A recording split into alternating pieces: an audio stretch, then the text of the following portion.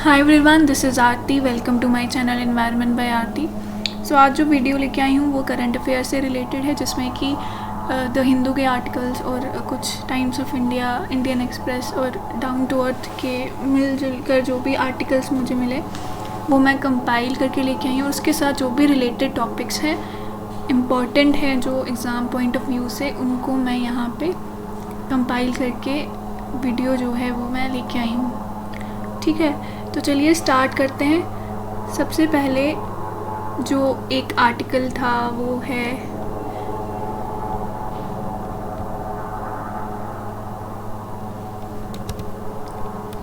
ठीक है, ये आर्टिकल था हिंदुस्तान टाइम्स में। ये जो न्यूज़पेपर है उसमें ये आर्टिकल आया था, जिसमें कि ऑलिव रिडली सी टर्टल्स के बारे में बात की गई है। जो ऑलिव रिडली सी टर्टल्स जो हैं उनको नवंबर मंथ में देखा गया था। कहाँ पे? उड़ीसा कोस्ट, जो गाहिरमठ कोस्ट है उड़ीसा का, वहाँ पे ये मास नेस्टिंग के लिए आए थे। ठीक है, जो हर साल ये आते। तो यहाँ पे मास नेस्टिंग का मतलब कि जो फीमेल्स होती हैं वो बीच पे आके एग ले करती हैं, और उसके बाद जो हैचिंग होती है और जो ऑफस्प्रिंग्स होते हैं वो वापस से सी में जाते हैं। ठीक है, तो इस जो मास नेस्टिंग के लिए यहाँ पे इनको देखा गया बहुत ही ज़्यादा पॉपुलेशन में। तो इसमें जो न्यूज़ बनती है उससे रिलेटेड टॉपिक्स है। सबसे पहले तो ऑलिव रिडली टर्टल के बारे में हम बात करेंगे कि क्या होता है, ठीक है, उसका प्रोटेक्शन स्टेटस क्या है। तो चलिए देखते हैं। ऑलिव रिडली सी टर्टल जो है उसका साइंटिफिक नेम है लेपिडोकाइल्स ओलिवेसिया।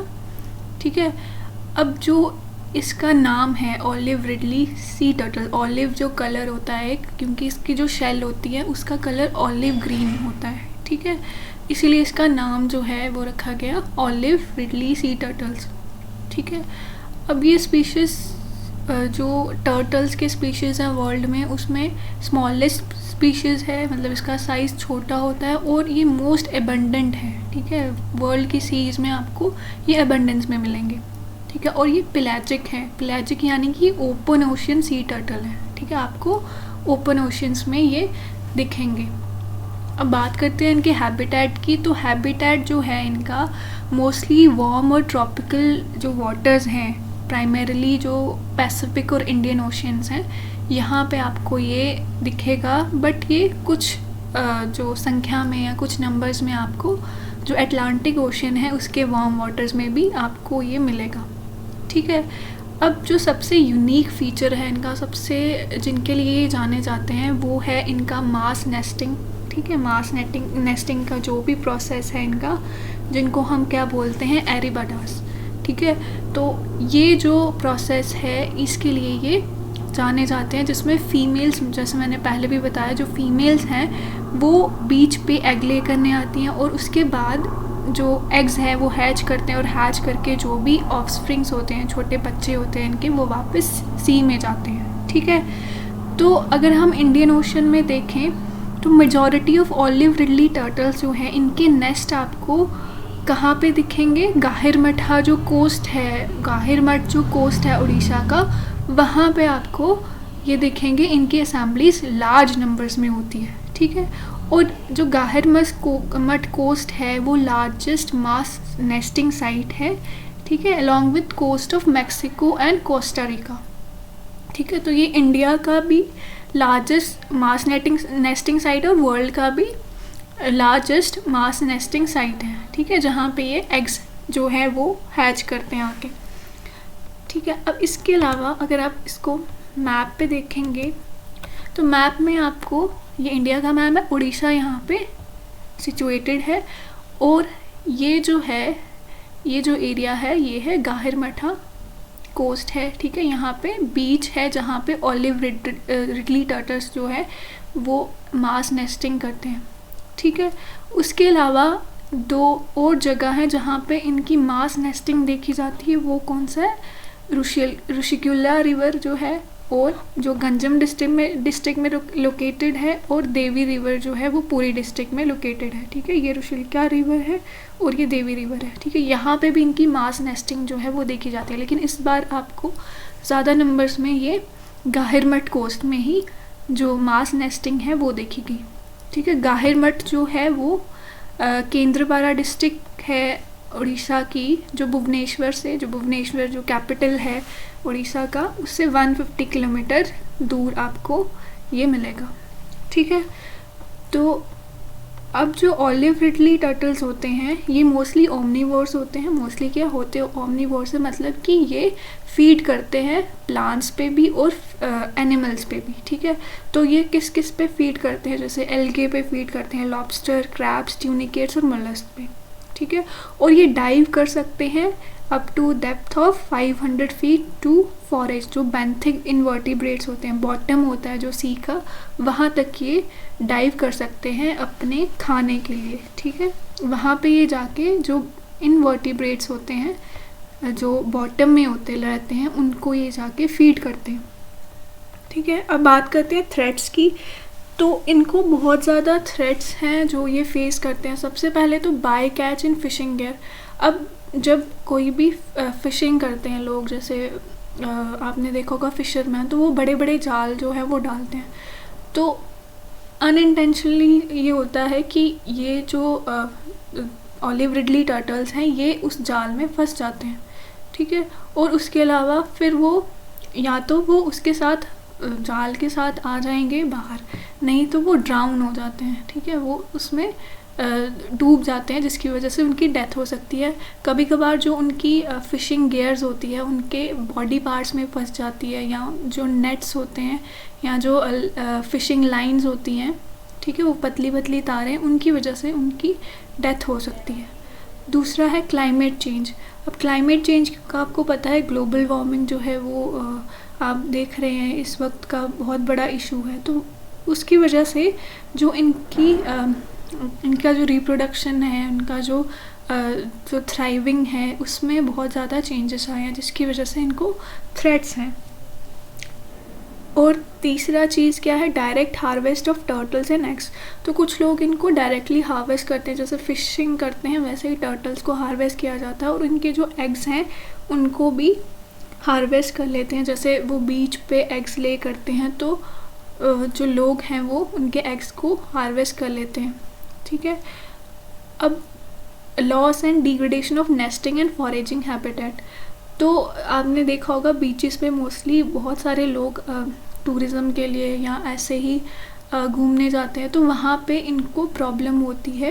इनका जो नेस्टिंग की साइट है वो डिग्रेड हो जाती है, कई बार पोल्यूशन वहाँ पे इतना किया होता है, और इनको वो जगह भी नहीं जो है वो प्रोवाइड होती है। इसकी वजह से इनका जो पॉपुलेशन है वो डिक्रीज़ हो रही है।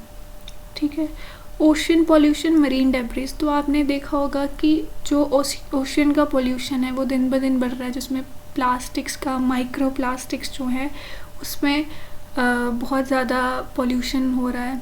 ठीक है, बॉटल्स जो हैं आप देखते हैं रिवर से जो भी पॉल्यूशन, जो भी सॉलिड वेस्ट जो है वो जाता है, और ऐसे भी सॉलिड वेस्ट जब बीचेस पे डंप किया जाता है, ठीक है, तो उसकी वजह से जो डेब्रिस है वो इकट्ठा हो गया है, तो उनका वहाँ पे रहना, अपने हैबिटेट में रहना मुश्किल हो जाता है। कई बार वो प्लास्टिक्स जो है वो कंज्यूम कर लेते हैं, जिसकी वजह से उनका डेथ हो जाता है, या वो नॉर्मली जैसे थ्राइव करते हैं वैसे नहीं रह पाते। ठीक है, नेक्स्ट क्या है, predation of eggs and hatchlings. अब जो एग्स ये ले करते हैं, इनके प्रेडेटर्स भी होते हैं, जैसे कुछ बर्ड्स होती हैं, हॉक्स, ईगल्स वगैरह, और जो इनके हैचलिंग्स होते हैं, बच्चे जो हैच होके निकलते हैं, उनको भी प्रेडेट करते हैं। ठीक है, तो उसकी वजह से भी इनको थ्रेट है। Vessel strikes. अब जो ओशंस में, सीज़ में शिप्स मूव करती हैं और उनके कई बार वेजल्स वहाँ पे गिर जाते हैं, शिप्स से भी ये स्ट्राइक करते हैं या वेजल से स्ट्राइक करते हैं, इनकी वजह से उनको नुकसान हो सकता है। ठीक है, अब बात करते हैं प्रोटेक्शन स्टेटस। तो प्रोटेक्शन स्टेटस अगर देखें तो IUCN रेड लिस्ट में इसको रखा गया है वनरेबल कैटेगरी में, मतलब इसको रिस्क है एक्सटेंशन का। ठीक है, साइट्स अपेंडिक्स 1 में रखा गया है, मतलब इसका जो ट्रेड है वो बिल्कुल ही प्रोहिबिटेड है, आप किसी भी तरह से इसका कोई भी ट्रेड आप नहीं कर सकते। वाइल्ड लाइफ प्रोटेक्शन एक्ट 1972 में स्केड्यूल 1 में इसको रखा गया है, मतलब ये हाईली प्रोटेक्टेड एनिमल की कैटेगरी में आता है। ठीक है, इसको आप ट्रेड नहीं कर सकते, इसको आप एक्सप्लॉइट नहीं कर सकते। नेक्स्ट जो चीज़ है वो है, क्योंकि उड़ीसा के बारे में हम पढ़ रहे हैं, तो भीतरकनिका नेशनल पार्क जो है यहाँ पे हम पढ़ेंगे। उससे पहले एक और चीज़ इसमें मैं मेंशन कर दूँ, जो गाहिरमठ कोस्ट है उसका जो एरिया है, उसके आगे पीछे जो एरिया है वहाँ पे गाहिरमठ वाइल्ड लाइफ सेंचुरी भी हम उसको बोलते हैं। ठीक है, तो गाहिरमठ नेशनल वाइल्ड लाइफ सेंचुरी अगर पूछा जाए तो वो उड़ीसा के कोस्ट में है। ठीक है, केंद्रपाड़ा डिस्ट्रिक्ट जो है। बात करते हैं Bhitarkanika national park. Bhitarkanika national park जो है वो उसका एरिया है 145 स्क्वायर किलोमीटर। ठीक है, अब ये भी उड़ीसा के जो केंद्रपाड़ा डिस्ट्रिक्ट है उसके ईस्ट वहीं पे सिचुएटेड है। इंडिया का जो ईस्टर्न साइड है उड़ीसा, इनकी इंडिया के ईस्ट में पड़ता है। ठीक है, अब ये जो पार्क है ये सराउंडेड है भीतरकनिका वाइल्ड लाइफ सेंचुरी। ठीक है, भीतरकनिका वाइल्ड लाइफ सेंचुरी का जो एरिया है वो है 672 किलोमीटर स्क्वायर। उसका जो कोर एरिया है वो है भीतरकनिका नेशनल पार्क। ठीक है, अब इसके आगे पीछे गाहिरमठ बीच भी है। ठीक है, गाहिरमठ बीच और मरीन सेंचुरी, जो गाहिरमठ वाइल्ड लाइफ सेंचुरी है वो इसके ईस्ट में है। ठीक है, separating swamp region and mangrove from the bay of Bengal. जो क्या करता है, स्वैम्प रीजन जो होता है उसको सेपरेट करता है मैनग्रोव से।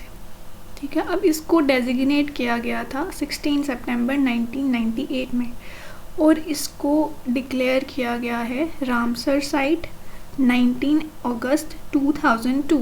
मतलब ये कंजर्वेशन पॉइंट ऑफ व्यू से बहुत इम्पॉर्टेंट है। ठीक है, अब यहाँ पे आपको सेकेंड लार्जेस्ट मैनग्रोव इकोसिस्टम मिलेगा इंडिया का। जो फर्स्ट है वो है सुंदरबन। ठीक है, सुंदरबन मैनग्रोव जो है वो फर्स्ट लार्जेस्ट मैनग्रोव इकोसिस्टम है इंडिया का। दूसरा है आपका भीतरकनिका नेशनल पार्क के भीतरकनिका वाइल्ड लाइफ सेंचुरी में। ठीक है, अब ये जो मैप पे यहाँ पे आपको दिखेगा भुवनेश्वर से यहाँ पे भीतरकनिका नेशनल पार्क है। ठीक है, यहीं पे अराउंड जो आपका गाहिरमठ कोस्ट है या गाहिरमठ वाइल्ड लाइफ सेंचुरी है, यहीं पे ये सिचुएटेड है। नेक्स्ट जो इम्पोर्टेंट चीज़ है इसमें अगर बात करें तो इसमें जो रिवर्स हैं वो कौन कौन से हैं, ब्राह्मणी, बैतारणी, धामरा और पथशाला। ठीक है, ब्राह्मणी, बैतारणी, धर्मा और पथशाला ये रिवर्स इस नेशनल पार्क से फ्लो करते हैं। ठीक है, अब बात करें सबसे जो इम्पॉर्टेंट चीज़ है, एक तो ऑलिव रिडली टर्टल्स भी यहाँ पे जो है, क्योंकि ये एडजॉइनिंग एरिया है किसका, गाहिरमठ कोस्ट का, तो ऑलिव रिडली टर्टल भी यहाँ पे आप कह सकते हैं पाए जाएंगे। और एक और जो फेमस एनिमल है यहाँ का वो है जिसकी बहुत ज़्यादा आपको पॉपुलेशन मिलती है, सॉल्ट वाटर क्रोकोडाइल। ठीक है, अब ये यूनिक है। ठीक है, ग्लोबली अगर इनको देखा जाए तो ये यूनिक है। इनकी बहुत बड़ी लेंथ होती है, जैसे 10% जो एडल्ट्स हैं इनकी लेंथ हो जाती है 6 मीटर।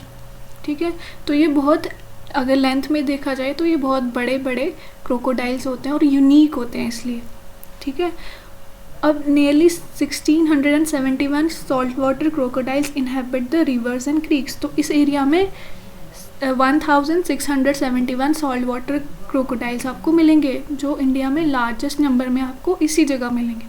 ठीक है, अब वेजिटेशन यहाँ पे क्या है, क्योंकि सी के पास है तो जो सॉइल है वो सॉल्ट के साथ इनरिच होगी, तो वेजिटेशन आपको मोस्टली यहाँ पे कैसे मिलेगी, जो ट्रॉपिकल और सब ट्रॉपिकल इंटर टाइडल रीजन्स में आपको वेजिटेशन मिलती है। मेनली यहाँ पे मैनग्रोव्स जो होते हैं इनकी कंसंट्रेशन बहुत ज़्यादा है। ठीक है, मैनग्रोव्स के लिए, क्योंकि ये सेकेंड लार्जेस्ट जो है इकोसिस्टम है मैनग्रोव्स का। ठीक है, अब देखते हैं यहाँ पे बर्ड्स का स्पीशीज़ है 215। ठीक है, इतने स्पीशीज़ हैं बर्ड्स के। और मोस्ट इम्पॉर्टेंट क्या है, यहाँ पे 8 वेराइटीज़ हैं किनकी, किंगफिशर्स की। और माइग्रेटरी बर्ड्स जो हैं यूरोप और सेंट्रल एशिया से आते हैं, यहाँ पे आपको देखने को मिलेंगे। ठीक है, फौना की बात करें, एक तो क्रोकोडाइल तो हमें पता है, ऑलिव रिडली टर्टल्स तो हमें पता है, उसके अलावा यहाँ पे आपको वेनमस कोब्रास मिलेंगे, पाइथन्स मिलेंगे, इंडियन पाइथन्स मिलेंगे, मॉनिटर लिजर्ड्स मिलेंगी, water monitor lizards, chitals, jungle cat, wild pigs, otter, rhesus monkey, sambar, spotted deer, wild boar और फिशिंग कैट। ठीक है, ये इंपॉर्टेंट जो एनिमल्स हैं यहाँ पे आपको मिलेंगे।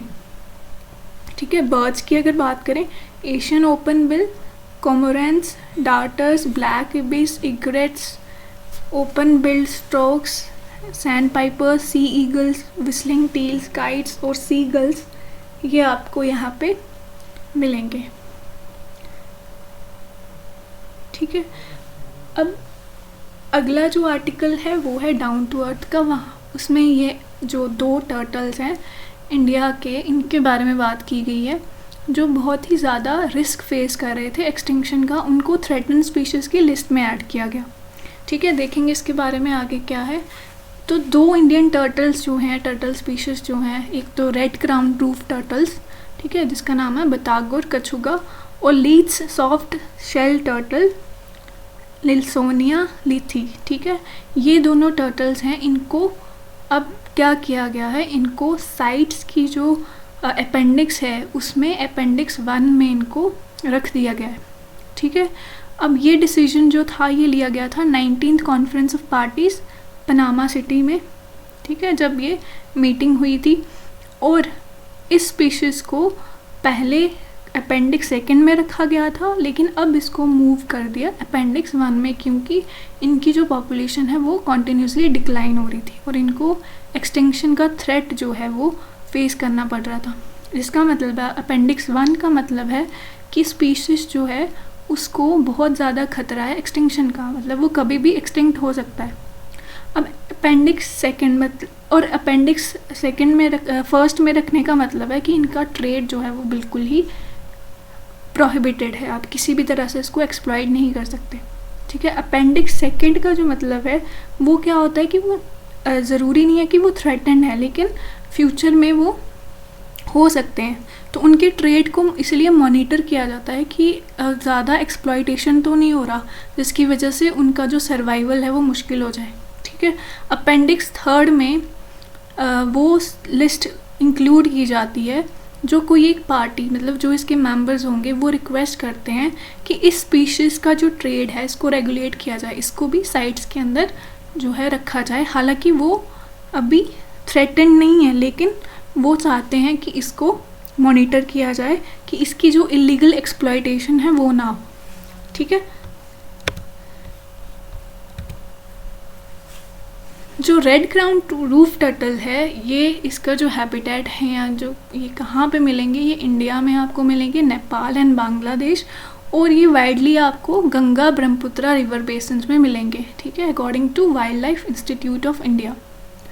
एट प्रेजेंट क्या है, नेशनल चंबल रिवर घड़ियाल सेंचुरी जो है वो एक जियोग्राफिक, वो अकेला ऐसा जियोग्राफिक एरिया है जहाँ पे आपको बहुत ज़्यादा नंबर्स में ये स्पीशीज़ आपको मिलेगा इस टाइम।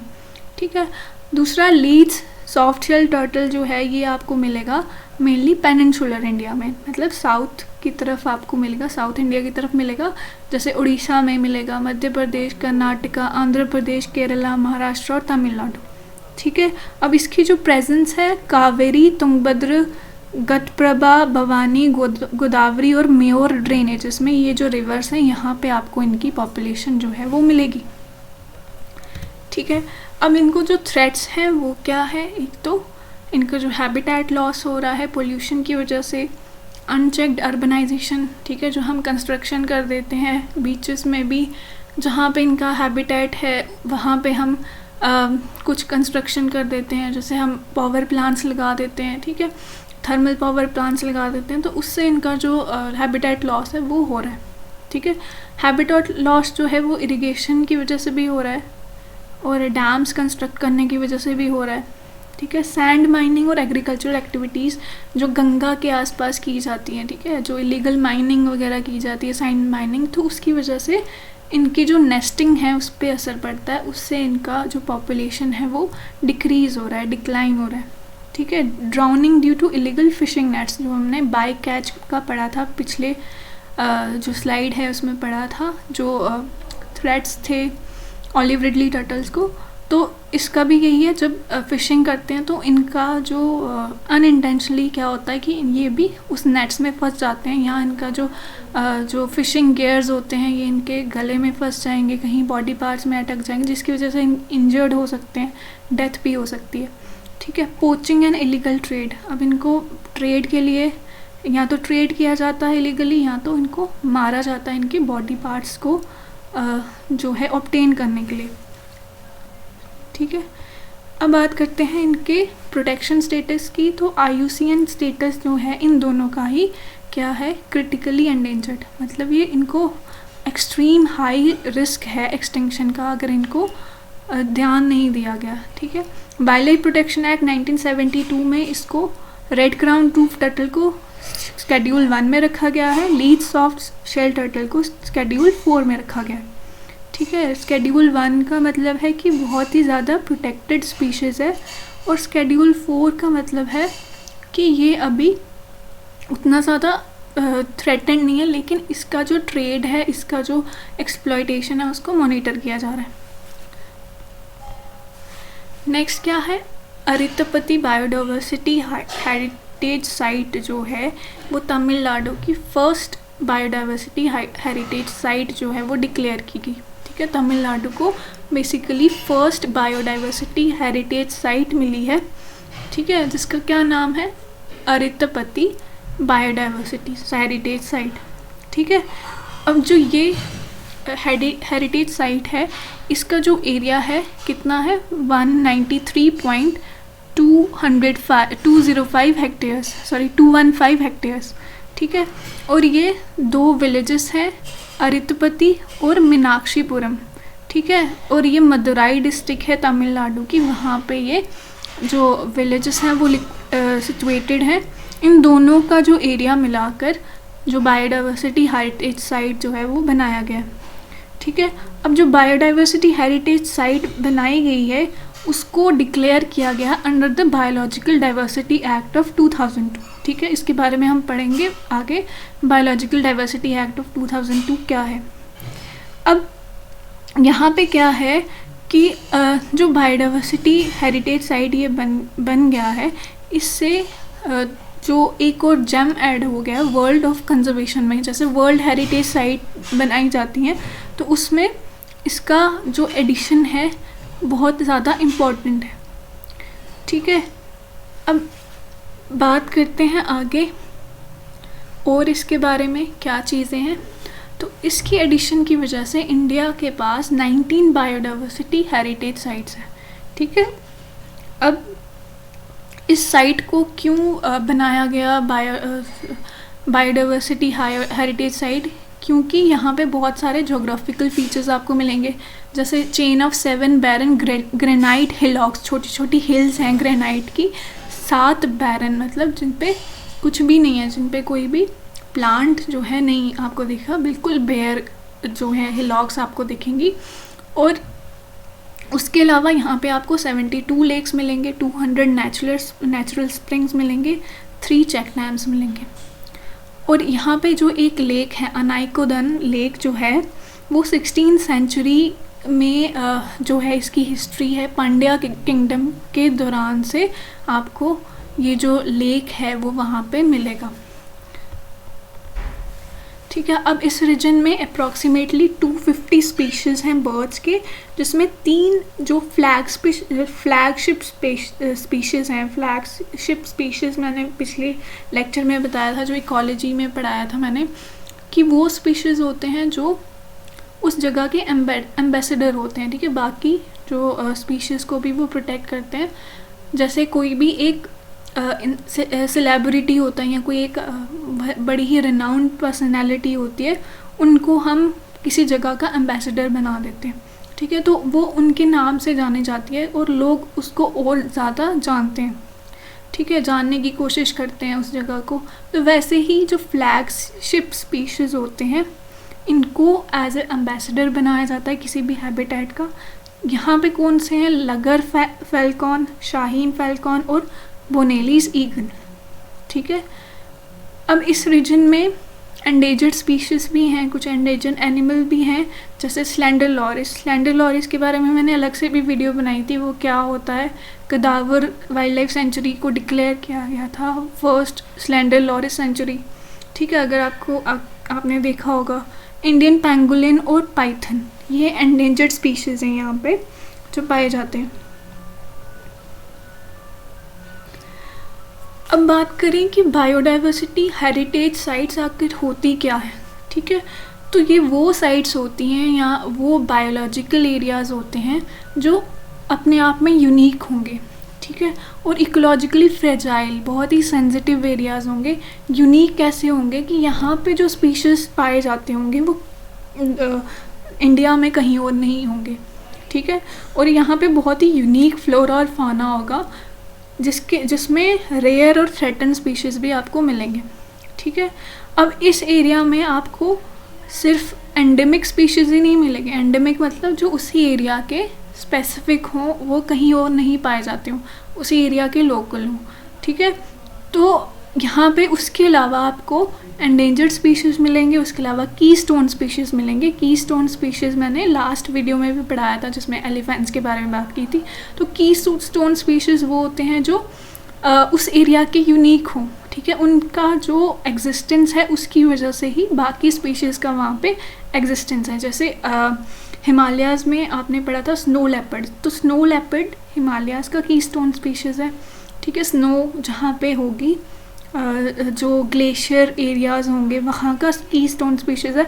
अगर वो नहीं होगा तो पूरा का पूरा वहाँ का इकोसिस्टम कोलैप्स हो जाएगा, ठीक है। वैसे ही एलिफेंट्स जो होते हैं वो फॉरेस्ट के की स्टोन स्पीशीज़ होते हैं।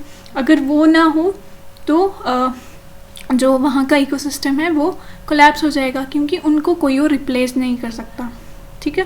फ्लैगशिप स्पीशीज़ के बारे में मैंने अभी बताया। अम्ब्रेला स्पीशीज़ क्या होते हैं?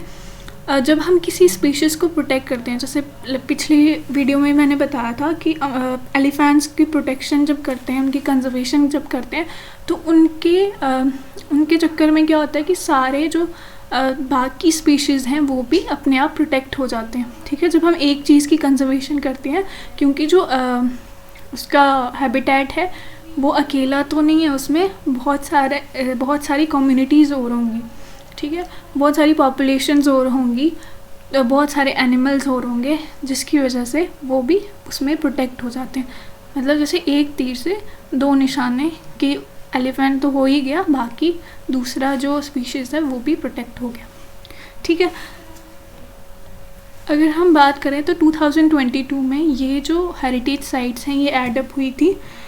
देबारी और चबीमुरा इन Tripura, Battling and its surroundings in Tripura, Hejong Tortoise Lake in Assam, Borjuli Wildlife Site in Assam, Amarkantak इन मध्य प्रदेश। अमरकंटक बहुत इंपॉर्टेंट है, इसको आप याद रखना, मध्य प्रदेश में। अब बात करते हैं बायोलॉजिकल डाइवर्सिटी एक्ट 2002 की। तो जो बायोलॉजिकल डाइवर्सिटी एक्ट 2002 था ये इनैक्ट किया था पार्लियामेंट ने, ठीक है, for the preservation of biological diversity in India, ठीक है। जो इंडिया की बायोलॉजिकल डाइवर्सिटी है उसको प्रोटेक्ट करने के लिए, प्रिजर्वेशन करने के लिए ये एक्ट लाया गया। तो इसमें क्या था? Provides mechanism for equitable sharing of benefits arising out of the use of traditional biological resources and knowledge. तो इसमें ये जो मैकेनिज़्म है कि हमारे पास हमारे कंट्री में जो भी नेचुरल रिसोर्सेज हैं, नेचुरल नॉलेज है, ट्रेडिशनल रिसोर्सेज हैं, ट्रेडिशनल नॉलेज है, उसको इक्वली जो है वो डिवाइड किया जाए, सब में सबको इक्वल बेनिफिट हो। ऐसा ना हो कि किसी को उससे बहुत ज़्यादा जो है बेनिफिट हो रहा है और दूसरा उसके बेनिफिट के बिना रह रहा है, ठीक है। तो इक्विटेबल शेयरिंग का जो कॉन्सेप्ट है, मैकेनिज़्म है, इसमें ये प्रोवाइड किया गया। और ये जो एक्ट है ये इनैक्ट हुआ था, ठीक है, CBD के under, convention on biological diversity, ठीक है। अब इस एक्ट में बायोडाइवर्सिटी को डिफ़ाइन किया गया अंडर सेक्शन 2B, ठीक है। इस एक्ट का जो सेक्शन 2B था उसमें डिफ़ाइन किया गया the variability among living organisms from all sources and the ecological complexes of which they are part and includes diversity with in species और between species and of ecosystem, ठीक है। तो इसका मतलब क्या हुआ कि लिविंग ऑर्गेनिजम्स में जो वेरिएबिलिटी है, ठीक है, हर सोर्स से, हर इकोलॉजिकल कॉम्प्लेक्स है, मतलब हर इकोसिस्टम में या हर आपको जो भी बायोलॉजिकल रिसोर्सेज मिलती हैं उनमें जो वैरायटी है, ठीक है, उनमें जो वेरिएबिलिटी है, और इसमें आपको क्या है, इसमें डाइवर्सिटी आपको दिखेगी विद इन स्पीशीज़ के विद इन आपको डाइवर्सिटी मिलेगी, और स्पीशीज़ के बिटवीन, जैसे मान लो कि ह्यूमंस हैं, ठीक है, अगर आप ह्यूमंस की बात करो, डाइवर्सिटी विद इन स्पीशीज़ मैं एक्सप्लेन कर रही हूँ कि ह्यूमंस में आपको जो हर एक का चेहरा सेम नहीं मिलेगा, ठीक है, तो हर एक का चेहरा अलग होगा, हर एक की हाइट अलग होगी, किसी की हाइट ज़्यादा होगी, किसी की कम होगी, किसी का कलर अलग होगा, किसी का ब्लैक होगा, किसी का वाइट होगा। तो ये जो डाइवर्सिटी है वो विद इन द स्पीशीज़ है, मतलब ह्यूमंस में ही ये बहुत डाइवर्सिटी है, ठीक है।